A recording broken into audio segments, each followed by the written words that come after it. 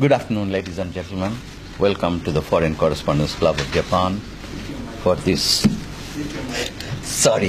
Welcome to the Foreign Correspondents Club of Japan for this very important press event of one humanitarian side of aspect. Tragedy is unfolding. So today, I'm Manzurul Haq. I'm former president of the club, and our today's guest speaker is Zhao Min Htut. All of you are aware of what is happening in Myanmar and Bangladesh these days, that more than 500,000 refugees have crossed over border and taken shelter in Bangladesh, which is not a rich country and which cannot afford so many influx of people, but country has opened the door because it's a humanitarian crisis. If door is closed, those people will be killed and vanished. So more than 500,000, which is almost 50% of total Rohingya population. That means an ethnic cleansing is going on over there. That gross violation of human rights, genocide, and ethnic cleansing. And unfortunately, world is responding very slowly to this. And perhaps because not much is known what is happening there. That's why we today invited our guest speaker, who himself is from that part of Myanmar, and himself is a refugee, and he's Mr. Zhao Min Htut. And please welcome him to this event. And Mr. Zhao Min Htut is Executive Director of Rohingya Advocacy Network in Japan. And he has decided to address this press event after we have one press event before, where Myanmar ambassador was justifying the policy of his government. So he thought that it's better to have a view from the victim's side. And we invited him to speak over there. So I'll not prolong my introduction. So you'll hear from him firsthand what is going on over there, and then we'll have floor open for Q&A session. Mr. Zhao Min Htut. Yes. Thank you. Yes, it's okay.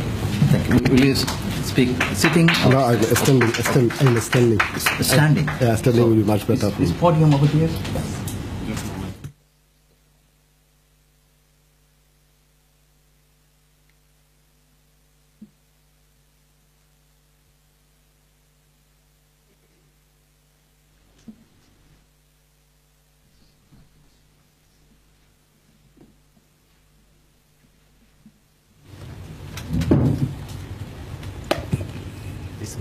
Okay.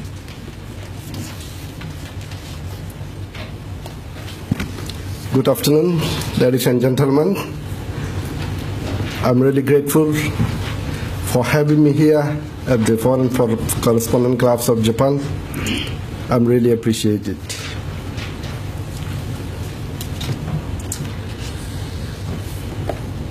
Thanks again for giving me this opportunity to speak on my suffering Rohingya people.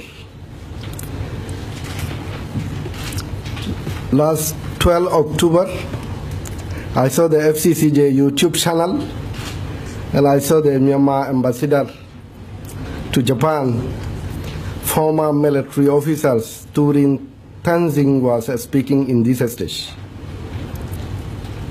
I listened from beginning to end of all his view. Actually, it was not his own view, I think. It was his military government's policy on Rohingyas he was explaining to the journalist here. I saw most of his facts was not correct, so I want to make sure it is correct to the international community. That is why I approached the FCCJ. Otherwise, there will be some kind of the misunderstanding on the Rohingya problem. He has spoke about the Rohingyas' history. At the beginning, he said Rohingyas have been brought up to today's Rakhine states by the British in the British colonial era. It was totally wrong. Rohingyas have been there for centuries and centuries before that time. Before that place was called Rohang. And the people who have been living in that Rohang, they called it Rohingya. For example, in Japan, it is the Japan. The people who are living in Japan, we call it Japanese. For example, people living in America, we call it American. The same way, the people who have been living in Rohang, it calls the Rohingya.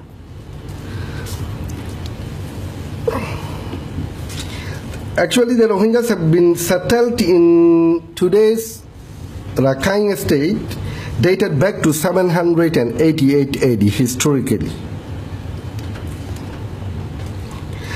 The historical evidence proves the Francis Buchanan of Spain, he noted it in 1795. Mohammedans because today's Muslims, who have long been settled in Arakan and who call themselves Rohingya or natives of Arakan. It is the historical facts. I bring here a lot of the historical books, and this is the books I have written myself in 2001 in Japan. I collected a lot of Rohingyas historical evidence in these books, and I want to present it to the Myanmar ambassador Turin Tenzing to study thoroughly and fairly without any prejudice or hatred. And under the British colonial era, in 1935, there was an election in Myanmar, and the Rohingya had been participated in that election. And again in 1947, the nation's father, Boshok Aung San, today is the Aung San Suu Kyi's father, held the National Assembly to draft the national constitution. In that assembly, 2 of the Rohingyas have been elected. I'm just giving you some point to understand how Rohingyas have been participated in the nation building, today's modern Myanmar nation building. This, before the Arakan, that was a Rakhine kingdom, before 1784. That time, Rakhine Buddhist and the Rohingya Islam people have built that country. For more than 350 years, both together ruled that country. After the invasion by the Myanmar, King Budopaya, today's Arakan became a part of Myanmar. Today's Myanmar's leaders, especially the military leaders, are saying Rohingyas came to our country from Bangladesh. It is totally wrong. Rohingya didn't came to Myanmar, but Myanmar people came to Rohingya's place. It should not be forgotten by the Myanmar leaders. Myanmar got independence. Let me tell you, he said there was only 135 ethnic minority groups in Myanmar, not included the Rohingya. So I will explain these things on the 1982 citizenship law. One more thing he said, in 1942 there was an incident fighting between Rohingyas and Rakhine people. Of course, yes. But he said in a one-sided story. In that time, in the British colonial era, Rohingya has been scattered around all Rakhine State. In Rakhine State, there are 17 townships. There are 17 townships in Rakhine State. Rohingyas have been in all over the state. But in 1942, when there was power vacuum, British are withdrawing, Japanese armies are coming in. That time in Arakan State there was power vacuum for a few months. Taking that advantage, in the southern part of Rakhine State, the Rakhine people attacked on the Rohingya people, and the Rohingya retaliated in the northern part. Where the Rakhines are majority, they killed a lot of Rohingyas. Where the Rohingyas were majority in northern part, they killed the Rakhine people as well. I don't say Rohingyas are sane. Rohingyas are also the human being. But he's saying Burmese people are sane. They never do anything wrong. In that incident, almost 80 to 100,000 Rohingyas have been killed. Almost 300 Rohingyas villages have been burned down in southern part of Arakan State. At the same time, in northern part, I don't know exactly, some the Rakhine people have been killed as well. So this was the major incident happened between Rakhine and Rohingya people. It was in 1942. Because of power vacuum, there was no one to rule the country. When the British are withdrawing, the Japanese militaries are coming in. It was in the Second World War. That kind of incident have happened in other places in the world as well. So after that, in 1948, Myanmar became independence. And in 1947, they have the constitution. According to constitution, 1947 constitution, the people who have been living till the Myanmar independence, all are recognized as the citizen of that country. According to 1947 citizenship, 1947 constitution. And 1948 to 1962, it is Myanmar's recent history. 1948 to 1962, there was democratically elected government in Myanmar, headed by Prime Minister Unu and Ubasui.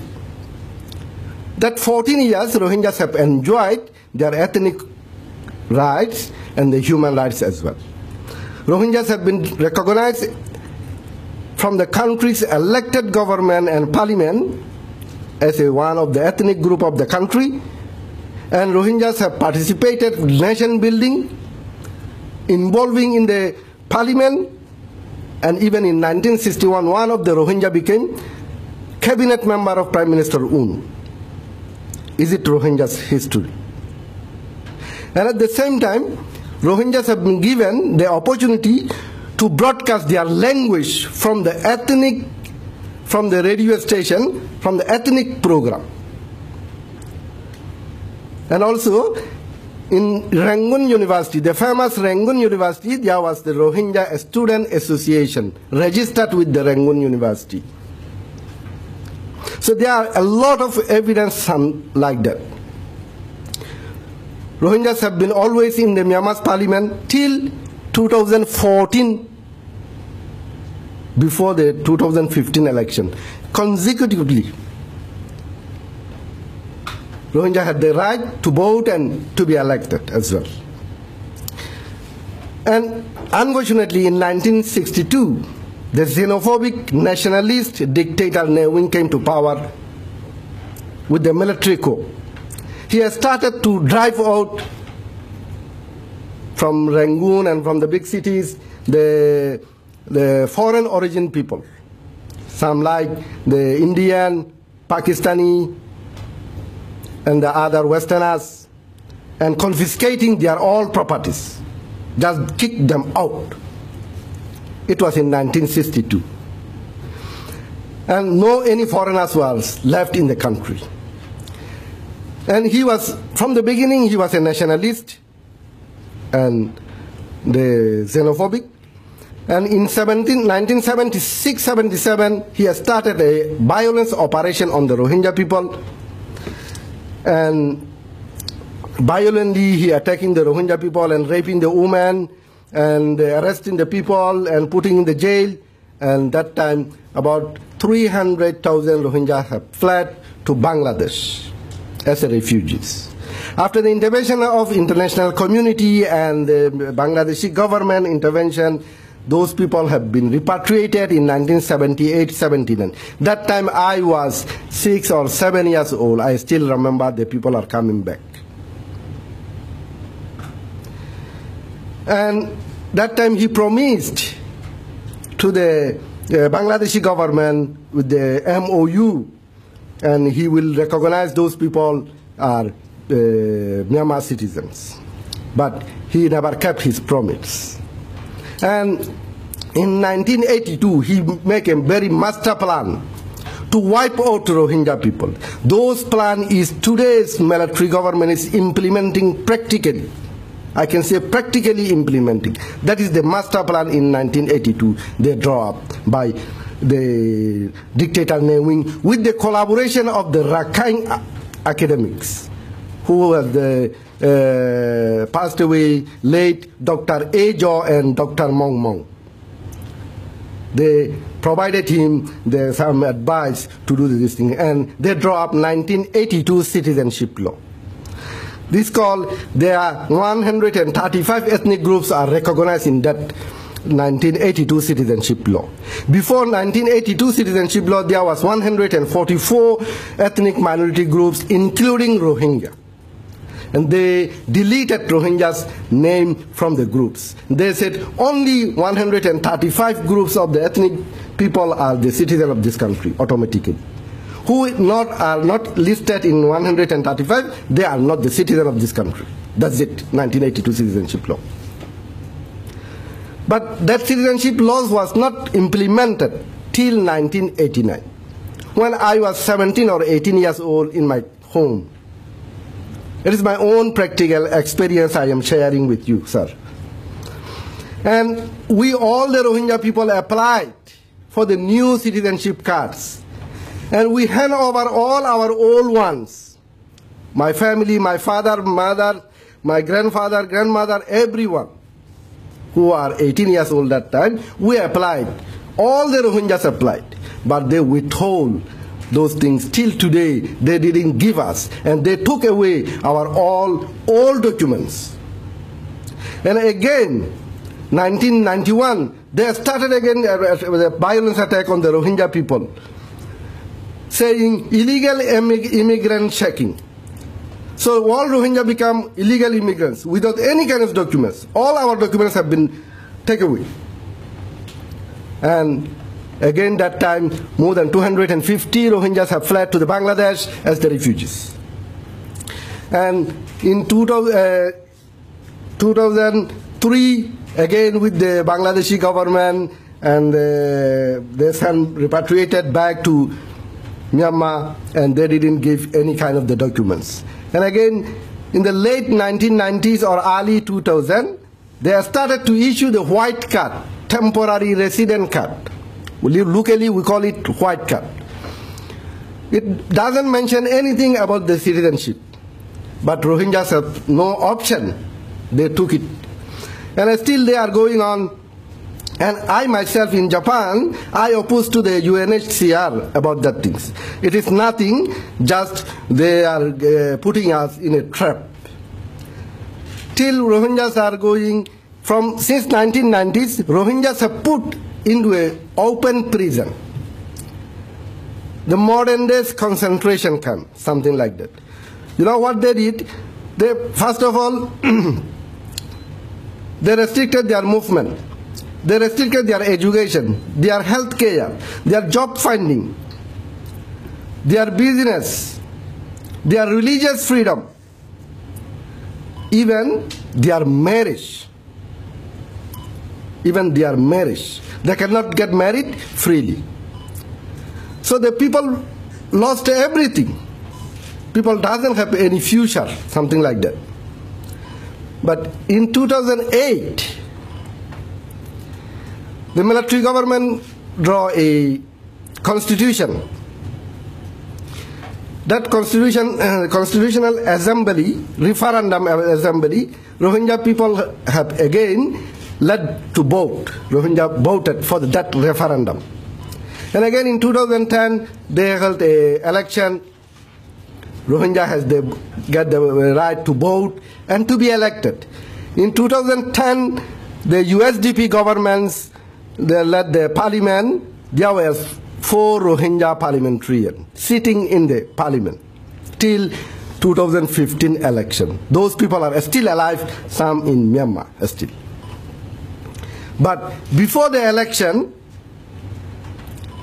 when the Aung San Suu Kyi in 2011 by election, or the Aung San Suu Kyi and her NLD entered into the parliament, and the people supported her. But the military has the tricky idea to disturb, to destabilize the country, and they started the problem in Arakan state. Rohingyas are very soft target. Rohingyas are very convenient to make a target, to destabilize the country. Today we become a scapegoat for the Myanmar's power struggling. So Rohingyas' lives are very precious. When all the Rohingya people have died, Myanmar become a real democracy, believe me. So Myanmar leaders want those things, I think. So in 2012, giving an excuse of a woman raped and murder case, it is a criminal case. Whoever did these things, he is a criminal. Even he is whoever he is. So the government must take the action, legal action on them. But instead of taking the legal action, they started attacking all the Rohingya population in the central parts of Rakhine State, especially in Sitwe, Mrau, Chokto, Pokto, Ratera, and killed hundreds of Rohingya people, burning down more than 25 Rohingya villages, and drive out all the Rohingya from the city center to the paddy field, make them in the IDPs. Now they are passing through more than 5 years without shelter, without the humanitarian assistance. And again, Myanmar government has very successful violently attacking on the Rohingya people. They drive out all the Rohingya people. And again, they started to attack to the international INGOs who are assisting with the humanitarian aids to the Rohingya people. Maybe you know very well, MSF was attacked. MSF, the office was attacked. MSF, the staff was attacked. And all the international INGOs have drive out from the Rakhine State. And again, they tried to start again in Mongdo, in Dushiradeng, killing too many Rohingya people. And unfortunately, after the 2015 election, Aung San Suu Kyi got some kind of the heat from the international community. She has started to thinking about to solve this problem, and she invited Kofi Annan and formed a commission. 3% from the outside, 6% from the Myanmar, 3% from the Rakhine community. Even they make a commission to recommend to the government what should do with the Rakhine problem. And from the beginning, Myanmar military and USDP, former government, former military officials, and the Rakhine people, Rakhine political parties, are strongly opposed on the street, in the parliament, in everywhere. Opposed not to form this commission, because they know this commission, if this commission formed, everything will be revealed by the commission, because they are very highly qualified people. And Aung San Suu Kyi, she never listened to those, the opponent. And she go forward. And it was in August 2016. And after 1 month, suddenly We got the news, some of the Rohingya youths attacked on the police post on 2016, October 9, and killing 9 police people. We are really regretted. Whoever lost their lives. And Rohingya people have been shocked. How comes? Who did these kind of things? And Myanmar military government, military and police forces, together with the extremist Arakan vigilantes, started attacking the Rohingya people. Yes, okay. No, continue. Yeah, okay, I'll finish it. And too many people have been killed. More than 1,000 people have been killed. 1,000 people have been arrested. Hundreds of Rohingya women have been raped. Children have been put into the fire even. When they touch the houses, the people inside the houses are running away and they shoot the people. And more than 25 Rohingya villages have been abandoned, including my own house. In that incident, one of my second cousins have been killed. It is my own practical, the experience I am sharing with you. You should not do that like that, but I'm a little bit emotional when my people get killed. I cannot be silent. Nobody hired me to come and to tell about my people's suffering. It is a genocidal process. It is the genocidal last stage. This genocidal stage was started since 1978. It is the last stage. Their policy is to drive out the Rohingya people out of the country. And even the United Nations experts visiting there and interviewing the victims in Bangladesh, and they said it is a genocide. It's a textbook example of ethnic cleansing. Even the France president at the UN General Assembly, he declared it is a genocide. If it is not a genocide, please tell me what is this? Please tell me what is this? Killing the whole community. Driving out more than 1 million community. And forcing them to take NVC card. It has become a very big problem with the Rohingya people. And we know what is the NVC cards. NVC cards means, first of all, you take this NVC cards and you agree, I am not from here. I am from outside. And if you want to stay in this country, you can apply for the citizenship. And they will verify it. Who? Myanmar government will verify it.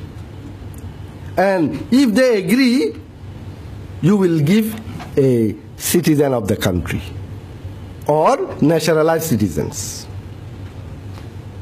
So it becomes a very big issue for the Rohingya people. Rohingya people are not eager. They are not interested in this NVC card because Rohingya people, we are saying, our generations and generations have been living in this country. We are already the citizen of this country. Why we need the NVC cards? Before you give us the temporary cards, promising us, giving us the citizenship cards, you didn't give the citizenship card and you withdraw their things, and again you started a new process. We don't know how long it will take. So we are not getting this thing. Now today, who are living in the country, they are forcing, blocking their aids, blocking their foods, and announcing in the loudspeaker to go Bangladesh if you don't accept the NVC cards. It is the way. The remaining people, already more than 600,000 are in the Bangladesh, remaining are forcing to go to the Bangladesh. Killing the children. Now in the Bangladesh camps, more than 15,000 Rohingya orphans without the parents. Children, more than 15,000. So where are their parents? They have been killed or they have been put in the jail. They will be killed in the jail as well. So please, it is a genocide, I want to say. It is really a genocide. So it is the 21st century. We already witnessed in 94-95 in Bosnia and Rwanda how it can happen again in 21st century in front of the international community. I want to appeal to the international community, please save my people from the hand of genociders. Myanmar military, who is responsible is General Myanmar Online and his collaborators. Thank you very much. Thank you very much, Mr. Htut. Thank you. And now, floor is open for Q&A session. And please raise your hand, and when you're identified, come forward and also give your identity before asking the question. And please, at the beginning, just remain one question at first. Maybe at the end. P.O., please, yes.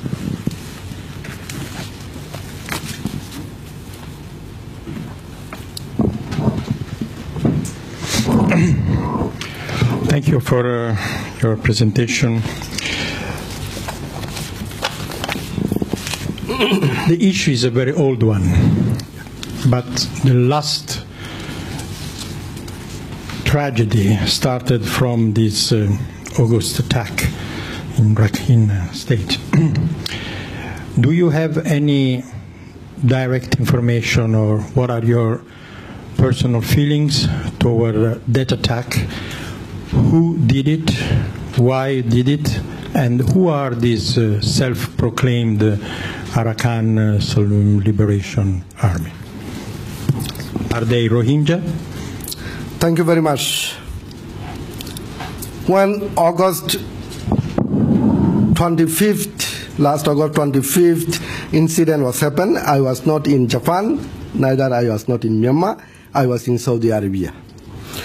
And I was waiting for the Kofi Annan Commission on 24th in the hotel in Saudi Arabia, in hotel. From my mobile, in the 24th in the evening, I saw the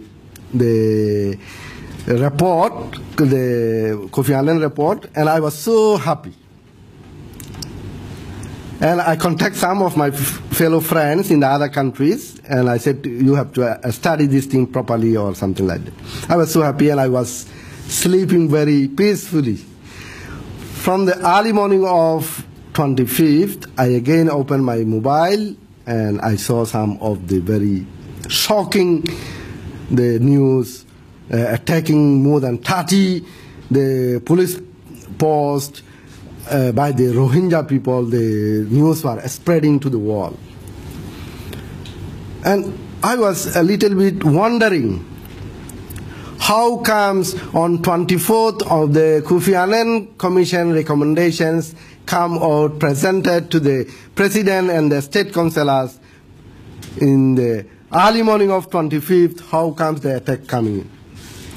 Since 2016 incident, in 2017, almost 1 year, there was no that kind of attack happen. How comes in the day of the Kofi Annan Commission? I was a little bit wondering about that. And one more thing, before I left Japan for Saudi Arabia, I have the information and I got the news from the ground.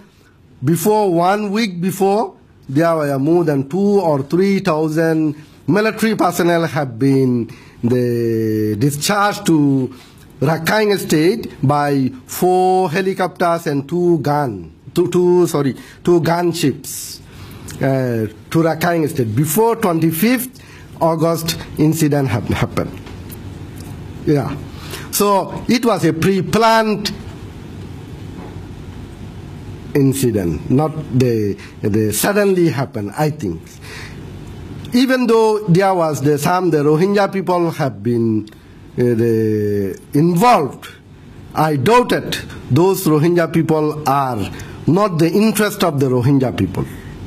Might be someone using for some interest. I don't know exactly, but I know some of the Rohingya people. And at the same time, I also think the young Rohingyas youth are, especially youths are very desperate. They don't have the future. Becoming adult, 20, 25, 30 years old, no future in the country. Might be they think if we attack the police post or the military post or something like that, maybe the government will give us serious attention to our plight. Maybe they talk like that. So I contact a lot of the contact on the ground, but nobody can give me the exact answer who did these things. So we got a lot of the information on the so-called ARSA, A-R-S-A, Arakan Salvation Army. Arakan Rohingya Salvation Army.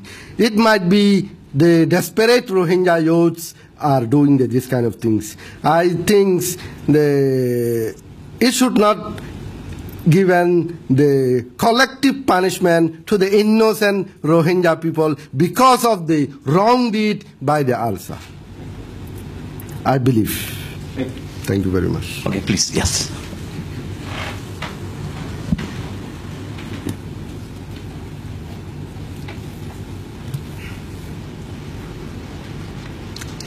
Siegfried Knittel, freelancer from Germany. We met us 2 years ago at your office, and I had made an interview. So my question today is, how do you see Aung San Suu Kyi's role? Is she a puppet of the military, or is she someone who thinks, I think it's some report about her personality. She is a very strong person and following a kind of a long time strategic plan to modernize Burma, and then she thinks on the long way something happened, and a lot of people perhaps will die until we come to this kind of modern Burma. How do you think? Is she only a puppet, or has she a long time strategy? I am one of the inspiration of Aung San Suu Kyi. I have a lot of respect for her from the heart, from the bottom of my heart. I really respect her. She is really a qualified, sincere leader for us. But in the case of Rohingya, she cannot overcome, I think she cannot overcome the military power. As I said before, there are the power struggling in the country. There are two governments in our country right now. Most of the people said, oh, Aung San Suu Kyi is the state councillor, the Myanmar become a real democracy and it will be really good for the business or everything. But it is wrong information. Believe me, it is wrong information. Aung San Suu Kyi wanted to develop the country, to modernize the country from the beginning. But it is the obstacle by the Myanmar military. As you know, Myanmar military are very powerful. So she is trying to negotiate or to what you call it, appease. To appease the militaries. But in Rohingya cases, I'm wondering how comes she trying to cover up military's atrocities on the innocent Rohingyas. She is a Nobel Peace Prize winner. Everyone in the world are look up to her. So in the 19th September, I heard one thing, and again 12 October in this place, Myanmar ambassador says there is no any human rights problem in the country. Is it funny for you, or is it shameful for me? Is it really funny? Myanmar, the whole world is saying, United Nations is saying, Myanmar has the grave human rights problem. Now today, in front of international media, he said there is no human rights problem in the country. I was shocked. How comes this kind of a statement he can give irresponsibly? So there are a lot of human rights problems, not only on the Rohingya people. I'm saying, if you go to the Kachin state, if you go to the Shan state, if you go to the Shin state, you see the Shin problem, you see the Kachin problem. There are a lot of human rights problems. All are generated from the army, from the military. So you need to understand how the military is powerful in the country. Without military's permission, Aung San Suu Kyi cannot do anything. I think like that. But she wanted to develop the country. She wanted to give the people a future, a good future. But military is the main obstacles. But on the Rohingyas case, for a lot of people, she becomes a collaborator with the military. Okay, floor is open again. Anyone would like to ask question? Meanwhile, I have one question. Yeah. That's people might get ready for the next question. What is Aung San Suu Kyi's attitude to Kofi Annan Commission? Because she formed the commission, and commission submitted the report. And how she is dealing with the report now? I think she immediately issued a statement from the State Consular Office, accepting, and she was so happy on the reports. She agreed almost all the recommendation. But the problem is to implement. How to implement these things. When she going to implement the recommendations, I think the Myanmar military leadership and the Rakhine nationalists will oppose her. For example, in the Kofi Annan Commission, the main issue he said was to amend the 1982 citizenship law, which is contradictory to the international citizenship law, international community. He strongly recommend to end, but till today nobody is talking about that. Nobody is talking about that. I think she will try to implement some very small things to show the world. Oh, I am doing. Now she's also saying, now I am doing, starting to implement the Kofi Annan Commission, because when she is speaking about the Kofi Annan Commission, the international community say, yeah, good. But the problem is, when she is going to implement these things, the Myanmar military and Rakhine nationalist political party and the Buddhist monk, let me say one thing here. The military is now hiring the Buddhist monks, not the Buddhist real monk. Now the Myanmar has the nationalism is very high, the highest level in the world now, nationalism in the country. And they are also using Buddhist monk, so-called monk, not real monk. Buddhists never teach to do violence to other people. But today's Myanmar's some monks are openly teaching hatred. You see, let me give you an example. After August incident in the Rakhine state, nobody is allowed to go. Even the United Nations officers, even the ambassadors in the Myanmar, nobody is allowed, given the security concern. The security concern, you are not allowed to go there. No any media are allowing. No humanitarian groups are allowing to assist. But monk Wiratu, the Burmese Buddhist Bin Laden, he was escorted by military to visit to Rakhine state in Mongdo and Butidong, and he inflaming the hatred. So these people are obstructing the Aung San Suu Kyi. She cannot get the point to implement the Kofi Annan. It will be really a difficult task for her. Okay, now again, floor is open. Yes, Gabbard, please.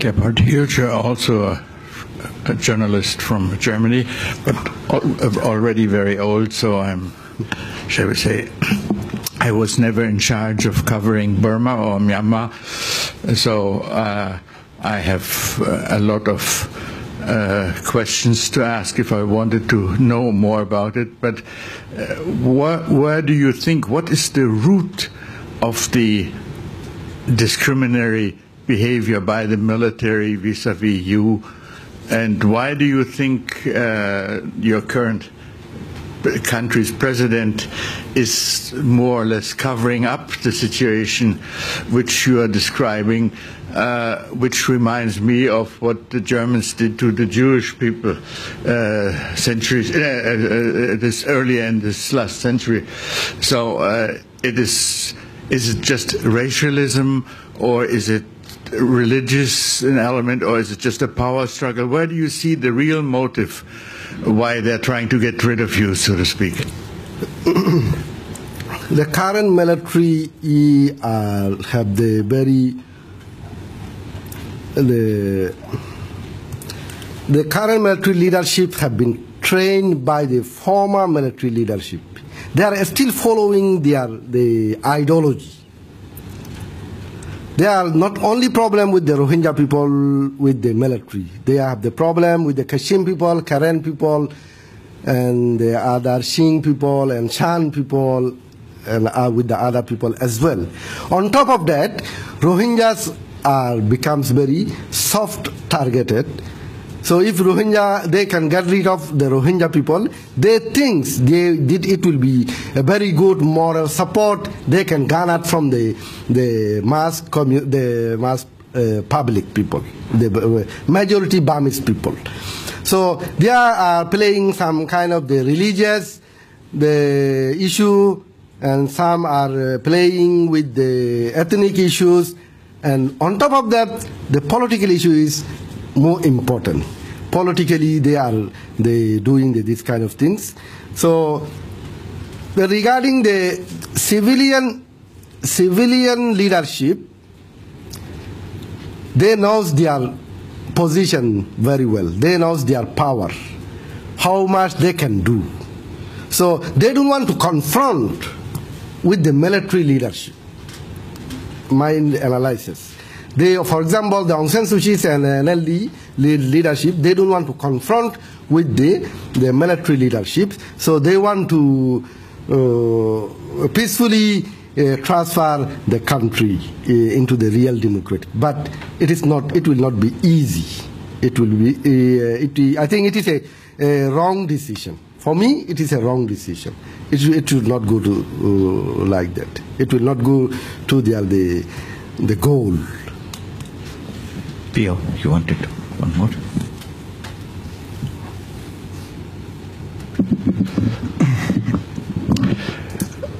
A part of the government of Bangladesh, who's doing a lot nowadays. The Prime Minister of Bangladesh has put at stake her own international credibility in order to at least temporarily host your people. I come from a country, Italy, where we are at the center of the migration issue, And what strikes me as, I'm not a Christian, I'm atheist, but what's closer to Buddhism, I would say. But what really wonders me is why no other Muslim country, because you're Muslim. Yeah. Where is Muslim solidarity? Where is Muslim help for these people? I mean, those people that have taken the sea in the past has not been able to be harbored by any country. Not in Indonesia, not in Malaysia, not there, staying there, at disposal of sharks and pirates. And in Bangladesh, I know right now there are several international voluntary organization, like a part of the UN, but they're like MOAS of Malta, Emergency and Médecins Sans Frontières. But I'm not hearing of a strong commitment by the international Muslim community. So are you a pariah even for Muslims? I don't think so. Okay. First of all, I want to stand up and give my big salute to the Bangladeshi people and the Bangladeshi government and the Prime Minister Sheikh Hasina. Thank you. I really appreciate their hospitality, their help, their opening heart and everything. At the same time, as you asked me, we are not the pariah for the Muslim countries. But as you know, most of the Muslim countries are in the Middle East. Their plate is already full with their own problem, I think. And regarding the Malaysia and Indonesia, they are not doing enough to help the Rohingya people, because they are member of the ASEAN community. So they have to look their own interests as well. It is our bad luck. If everybody is looking into their own interest, so who will see vulnerable people's interest? I don't think we are burdened for this world. We are the human being as you and everyone. We are not the burden. But people, the countries have their own interest and their own policy and their standard. For example, United States, even the Secretary Tillerson, he said it is the responsibility of the Myanmar military leadership of this genocide or the ethnic cleansing. He declared it. When you compare with the Japanese foreign ministry's the statements, I bring it for you here. So it is the different country has different policy and a standpoint and view on these things. I'm not saying Japanese, the government is not doing anything, but they're doing something. But it is not enough. As a government, a strong government, a big government, and the ASEAN, the biggest, the democratic government and the wealthiest country, Japan has a lot of leverage on the Myanmar, giving a lot of the ODA and the other assistance, and they have the strong point to stop this kind of the atrocities. But Japanese government is not playing that role at all. Even last month, I visited to the foreign ministry and we spoke more than 1 hour with the Japanese foreign ministry, and we appeal again and again to them. But their statements, when we see their statements, and we are very upset on that. So we need to work more harder and to convince the Japanese government to take a leading part to solve the 21st century is the biggest humanitarian crisis in the world going on. How can you be silent like this? Giving the $4 million donation for the refugees, not enough. You need to get the political, the message to give to the Myanmar military and the others. You must stop this kind of the atrocities on the innocent people. I am not taking part with the bad people who commit the crimes, killing a person, whoever is a crime, right? But for example, if I did a crime, and you giving the punishment to whole my family is not a fair thing. Now the Rohingya people are suffering in this kind of punishment, collective punishment. It is a very good point for the international community to stop this kind of things. So when you are, some people are talking about now the Bangladesh government, the Home Minister is visiting today or tomorrow to Myanmar to talk about the repatriation. I think it is not very premature, because the situation is still very volatile in the country, in Myanmar. How you repatriate those people? Those people will not come back. They are really frightened. They are still threatening to kill all the people. How comes? Okay, if you put the UN peacekeeping forces on the ground to protect the people, the security and everything, so the people will come back. And you know the Myanmar government, when the people left to the country, Bangladesh, they started talking about, according to the Myanmar law, when some building is burned on, the land become the national land, not the ownership. So it is the Myanmar law. They are starting talking about this thing. So 300 Rohingya villages have been burned on it, everything. So people know they are. So the property land are becoming the state government lands. So when the people are coming back, where they will stay? Where they will stay? They are trying to put all in IDP camps and forcing every single one to take the NVC cards. First, you confess yourself, you are Bengali. Second, you are from Bangladesh. You are trying to get the citizenship in this country. So the people are not accepting these things, and they are threatening again and again on that point.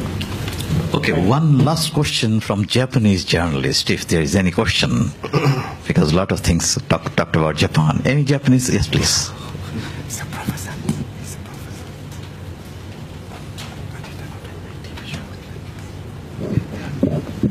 Koji Garage and freelance.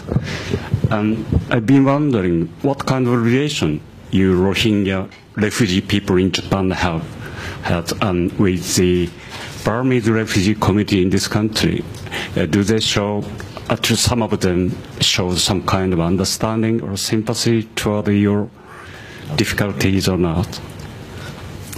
Thank you very much, Sensei.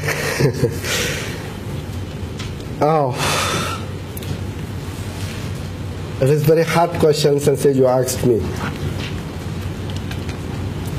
Since I came to Japan, I have a lot of Burmese friends who worked together with me for the Burma's democratization and human rights for everyone since 1999. I have very close friends even. But I don't know what is the main reason exactly. The Burmese community people are not collaborating, not cooperating with us. And they are not letting us even to cooperate with them. So most of the Burmese community in Japan as well, they think their opinion are the same as the Myanmar military.